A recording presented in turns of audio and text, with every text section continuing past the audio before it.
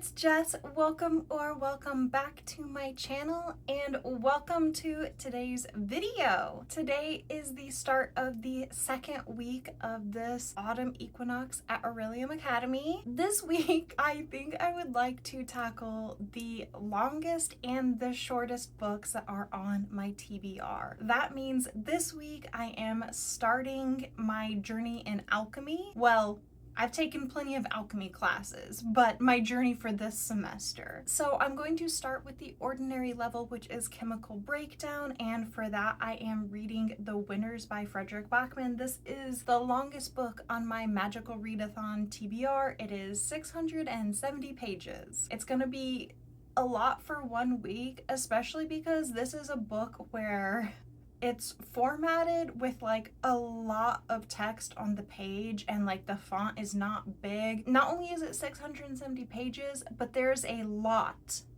of words on those 670 pages. And then I also wanted to work on my qualified level in my spells and incantations class. That is the spell Memory Clip. And for this one, I'm actually kind of calling an audible. I had originally intended to read The Cruel Prince for this. However, I have seen G's TBR and she is reading Queen Bee for this readathon, and I recently acquired that book because I am in the middle of Her Majesty's Royal Coven series, and Queen Bee is only 168 pages. So I was like, you know what? My goal with the memory clip was to pick the shortest book that I possibly could. Queen Bee might be the shortest book on my TBR, period. So we are swapping out The Cruel Prince for Queen Bee by Juno Dawson. I'm very excited to get back into the world of Her Majesty's Royal Coven. I really loved book 1. I have not read The Shadow Cabinet yet, but I will read it before book 3 comes out. I think it's gonna come out in either like the spring or summer of next year. So those are my plans for the week. Welcome to the vlog, and I will check in with you again soon.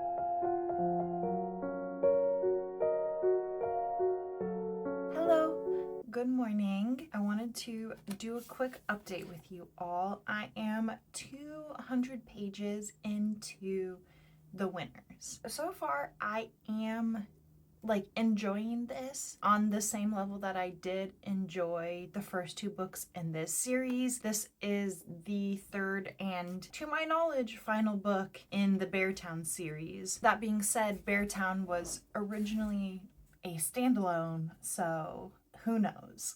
This is a series about these 2 hockey towns. A lot of things within these towns, almost everything you could argue, all revolves around hockey. But like, it's not really about the hockey, it's about the people. Really, what Frederick Bachman is writing about is just people. What makes people up, what makes their identity up, what makes a community up, what people have to do in order to survive, in order to be happy, in order to live. All of these little things that make up the human experience. I highly recommend this series. I absolutely love it, but a massive content warning for rape for book 1 of this series, which is like titled Beartown, and that is like one of the main driving forces of conflict, and I gave it 5 stars. I think the commentary about rape culture is outstanding in that book. The way Frederick Bachman speaks about how everything happened and like how we get from point A to point D was just absolutely phenomenal. This is my third book that I'm reading by him, and he is just absolutely fantastic at writing these flawed characters. And I mean, like, there are evil people in his stories, but I would say for the most part, we have just regular, normal, flawed people that are trying their best, and sometimes they miss the mark. There are good people in all of these books that do bad things, and there are bad people in all of these books that do good things. In this book, thematically, we are kind of dealing with just like kind of the duality of humankind, and basically the concept that like if someone wins, then someone else loses. Not necessarily looking at it just like within the sports world, because like I said, this is a series about hockey, but like it's not about hockey. That is actually one of the things that I do love about this series as well. As someone that was an athlete for years and then worked within the athletic industry, I think Fredrik Backman absolutely nails, like he hits it on the head. I think the hardest in the first book, but again hits it in book 2 and a little bit so far in book 3. We'll see if it's more. But he's just so good at showing the best parts of sports and like what they can mean to individuals and to a community, while also showing the negative side of sports and sport culture. In this one, the plot so far is that there is a massive storm. So this book, like these two neighboring towns, the hockey teams are rivals between these two towns. It's Beartown and Head. And these two towns are like very isolated. They're quite remote. They're very small, and like they're surrounded by forest. So this storm comes and it causes a lot of destruction, and the roof of the Head hockey rink like collapses. And so like there's only one ice rink available, which like seems like it should not be a big deal, but if you have read this series, you know that that is a very big deal. It seems so silly to say that like the conflict of this book is because the roof collapsed on a hockey rink. That almost is kind of the point, that like it is so silly that it is so important. I don't want like people to think that I'm completely dismissing like sports and all of that, but like that is one of the things that Fredrik Backman talks about. It is so very important, but like it is so silly. One of the things that he frequently says throughout the series, directly after he shows how important and what this like sport of hockey means to these two towns, to this community, he's like, it's just a game though. It's just a game. Another thing too is that this is the first time that we're actually getting like some characters from Head. The first two books have been like 99% just characters from Beartown, and in this one we have very significant main characters that we're meeting for the first time that are from Head, and I do think that that is like why the book is so much longer. One of the reasons that this series works so well and you get so invested in the story is because Fredrik Backman lets you just like sit and be with these characters and exist with them and understand them on an extremely personal level. In order to do that, you need pages, but it is also necessary for this type of story, because if you just sat down and told somebody just the plot of this story, no one would care enough to read it. And once again, Fredrik Backman is also just so good at writing about the human condition. I am 200 pages into this book. So far, other than the storm, not much has happened. However, I can tell like we're on the cusp of something big happening. There's a lot of tension in the book right now. And that's another thing that Fredrik Backman is really good at. He always tells you that like something is coming. Sometimes you even know who it's going to happen to, but you don't always necessarily know what. You don't know who is going to be the cause. And like the primary driving focus is like, you don't know why. How and why did we end up in this situation? He really looks at how all of these individual characters within a community all making their own decisions, how all of that and like the tiniest things add up to something bigger. As a result, I am fucking nervous. I'm nervous and I am anxious because I know something bad is about to happen. To be perfectly honest, I need a break from the tension. So I'm just gonna take a little break. We're gonna have a little detour and I'm gonna read Queen Bee by Juno Dawson. This is a novella within the Her Majesty's Royal Coven series, and I don't really know anything else except that it's about Anne Boleyn, who in this is a witch. I'm hoping that it's gonna give me like a lot more background into like the world of Her Majesty's Royal Coven, maybe like the founding of like how all of that even came to be in the first place. This is actually less than 200 pages, so I'm probably gonna just sit down and like read this all in one setting, and I will talk to you when I'm finished. Okay, hi, I'm back. If you were worried that I had fixed my hair, fear not, it is still a hot mess. But I finished Queen Bee. So that's another class down for me. I liked it. It was not exactly what I expected, though, to be honest. I think I'm gonna give this novella 3 stars. Now, I do want to make one thing very clear. In general, I'm not really like a short story or a novella girl. It usually comes down to the fact that I'm left with the feeling of like, okay, but what else? Usually the novellas that work the best for me are actually like horror, because I'm like, okay, everybody's dead.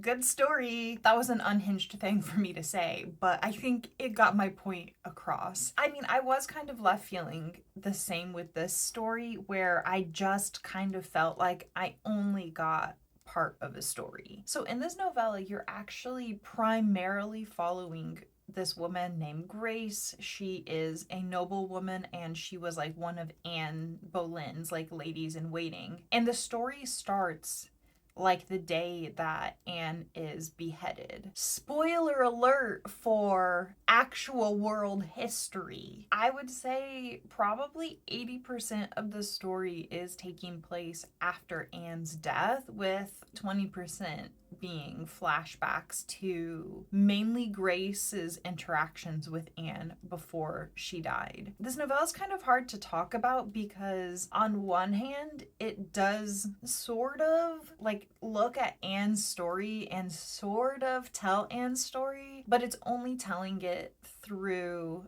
other people's lenses and other people's viewpoints. So it is more about the relationships that Anne has and the coven that Anne formed from these noble women that happen to also be witches. I did like it. I did enjoy it. I was hoping that it would talk more about how Her Majesty's Royal Coven was formed. Like, I wanted to know, like, how did this organization come to pass? We don't really get that. This novella is kind of just a glimpse into primarily Grace's life at a very traumatic point in her life. It's just looking at how she is handling the death of Anne and what the repercussions of the death of Anne means. This is such a lackluster check-in because what do I say?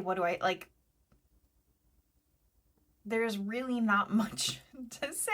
It's 168 pages. I do think that it does fit in well with Her Majesty's Royal Coven. I have not read The Shadow Cabinet yet, but I mean, I couldn't imagine it not fitting in there. But I do think that like thematically it fits within the series, and I think it is worth your time reading. Like, it's a worthy addition to this series, but at the same time, I don't really have much to say about it. I can't really tell you any plot points about it because it's 168 pages. Like, what am I gonna spoil the entire thing for you? Like, What do I do? I think if you liked the themes within Her Majesty's Royal Coven about, like, particularly power dynamics and power imbalances and power structures, then I think you will like this. But I also don't think that you should go into it thinking it's going to be like a super nuanced look at that topic, because again, it's 168 pages. You get a much more nuanced discussion of that theme within Her Majesty's Royal Coven. Do I recommend this?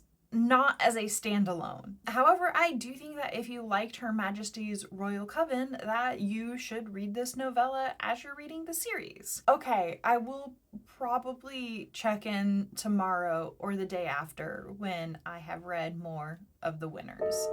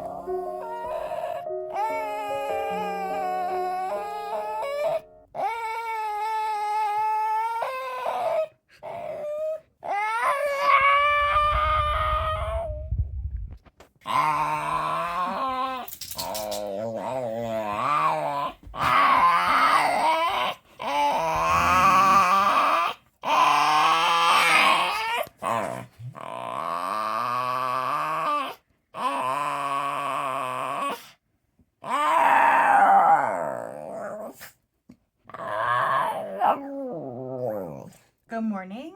I need to end this vlog. Don't tell anyone, but we've actually rolled over into week 3. We'll just like keep that between you and me. On the plus side, I finished 2 more books. That's right, you heard me. 2 more books. The first being The Winners. No surprise, that was the goal to finish this. It's amazing. I want to read everything that Frederick Bachman writes. I think he is so talented. I do think that this one sits like somewhere between an extremely strong 4 to a weak 4.5, like it's somewhere in that range, and it genuinely is only because of the length. I don't really have any criticisms about the book though. I mean, characters are fantastic and perfection. The themes of this book are absolutely amazing. This is a series that you read for the characters and the themes and just for the journey of how did we get from A all the way to the end of the story. I don't really want to tell you any more about the plot of the book, mainly because this is a book that I think you should just read for the experience. I don't think the actual plot is all that important. It's really more just about the human condition, the human experience, and seeing the world through these characters' eyes. But the other reason I don't want to tell you any more about the plot is because if I sat down and like told you the plot points, it would sound kind of boring, but I promise you the book is not boring. I know I just said the book is not boring. It does feel long though. But at the same time, I have no idea how this book could have been made shorter, because when I think about all of the scenes that like potentially could have been like cut out in order to tighten up the book and make it shorter, for the most part, those scenes are the softer ones, the happy scenes. I don't think that you can really cut out these soft like happy scenes, even though it might seem like not really anything is happening. I think that they are integral to the book thematically. I think that those soft happy scenes are what makes the book have the emotional impact that it does. And I think the emotional impact is why the themes land so well. Those moments are what gets you attached to these characters. Those soft, happy scenes are what makes this book worth reading. So even though it is long and it does feel long, and I'm not gonna pretend like that didn't impact my enjoyment of the book, I still have no idea how to solve that problem. But 670 pages of how emotional this book is for me personally was a lot. It was a lot. Yes, it did. It made me cry once, and then it made me tear up 2 more times on top of that. It fulfilled its purpose.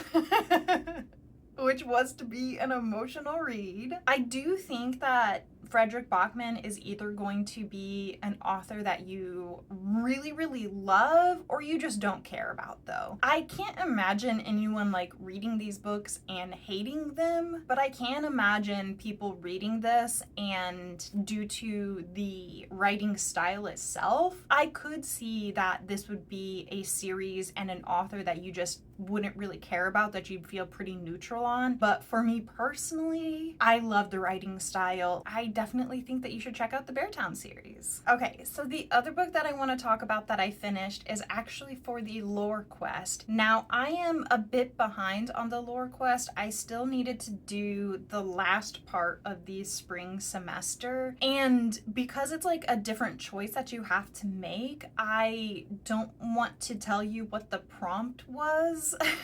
I just want to like talk to you about the book, because if you make a different choice than I did, you might have different results. So in order to not spoil the quest for other people, I will just say that I read Full Metal Alchemist Volume 3. In the interest of being transparent, I also bought a scroll of replacement for this, which cost me 15 guild reputation points, and I just replaced the book that I would have read for this prompt with this, because to be perfectly honest, I wanted to read this book. I knew that I could read this in an hour, and I was like, I want to get to the fall portion of the lore quest, so I need to get this done. If you are unaware, this is a series where you follow these 2 brothers, and they are both alchemists. When they were younger, they lost their mother, and they, in the process of mourning her, committed a massive, massive alchemist sin, and they tried to bring her back and resurrect her using alchemy, and it went terribly and horribly wrong, because you just can't do that. And as a result, one brother lost his arm and his leg, and then the other brother lost his body, so his soul is actually like bound to a suit of armor. Now in the present day, it's been like many years since then, they're still like kids. This is a young adult series, by the way. I want to say the brothers are 12 and 15.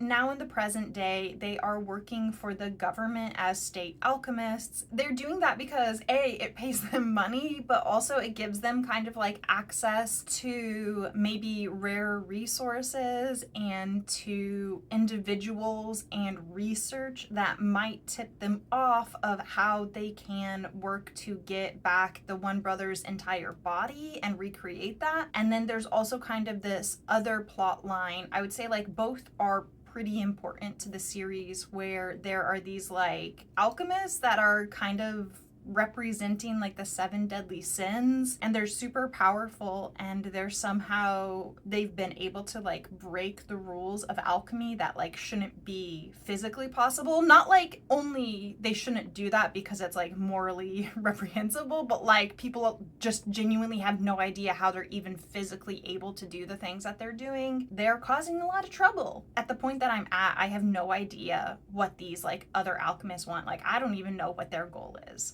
Because the brothers are like on their own quest, the series has so far been like very rambling, and it does feel like a bunch of different side quests. Under normal circumstances, I like that. I know it's a really unpopular opinion, but I like books when they have side quests. I know a lot of people are like, just get to the point, stop distracting me, stop derailing the progress, but like, I like it. So in general, I don't really mind like the the rambly meanderingness of this story. I am only 3 volumes in, but this time around I'm only rating it 3 stars, and it's mainly because like nothing happened in this volume. In volume 2, Edward, who is the older brother, he got injured pretty severely, and so in this book he spends like 80% of it recovering, and I'm sure like if you were reading this as it was released like chapter by chapter, it would be fine. But as like 80% of this volume being just him hanging out and like complaining that he doesn't like to drink milk,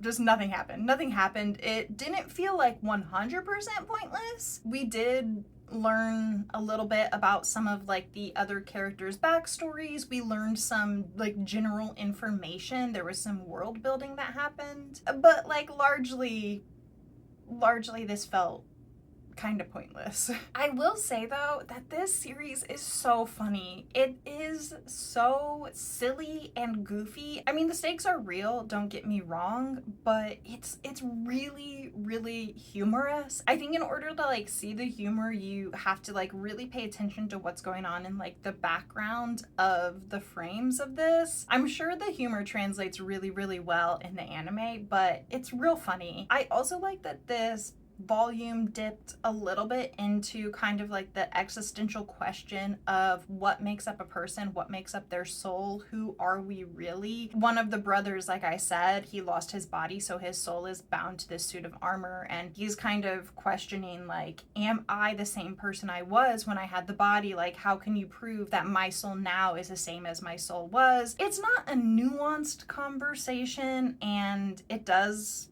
kind of get brushed over in my opinion. I would really like to see them delve more into that. But again, this is a young adult series, so I don't necessarily know if they intend to handle like those really heavy introspective topics. I am hoping that we'll get more into that thought process later in the series, but I don't really have the expectation we will. This got me all the way caught up on the lore quest for the spring semester. Now I can move into the lore for the fall semester. By the way, if you're noticing how much dog hair is on my shirts, the dogs are starting to blow out their coats. As the temperature drops, they're both gonna lose like the undercoat that they have and replace it with like a warmer winter undercoat. My entire life is permanently covered in dog hair, but I was literally just playing with them, and that involved Dexter jumping on me and I was snuggling with them, so yeah, I'm covered in dog hair.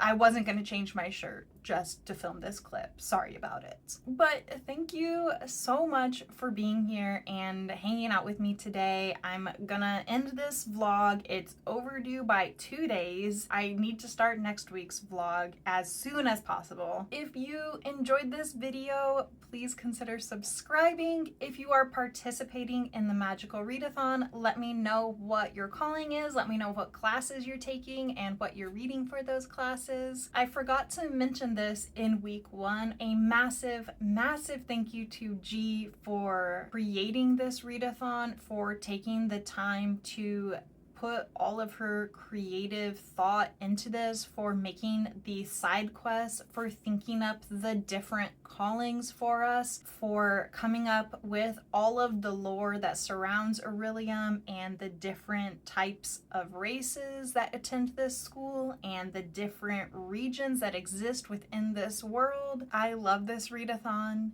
It's so fun. The sense of community in the Discord is unmatched, and I highly recommend that if you enjoy readathons, you should do this one. It is just something very special. And I also wanted to give a quick shout out to my friend Kitty from Kitty and the Books. She also participates in the Magical Readathon, and we are actually both doing the same calling. We are in the same guild. If you like the books that I like, if you think that your taste is similar to mine, you will probably also like Kitty's channel. Our tastes are very, very similar, and I definitely think that you should check her out. I will have both G and Kitty linked so that you can check out their channels. I hope that you're staying safe this week. I hope your classes are going well. I hope that it is a very, very magical readathon, and I'll see you next week.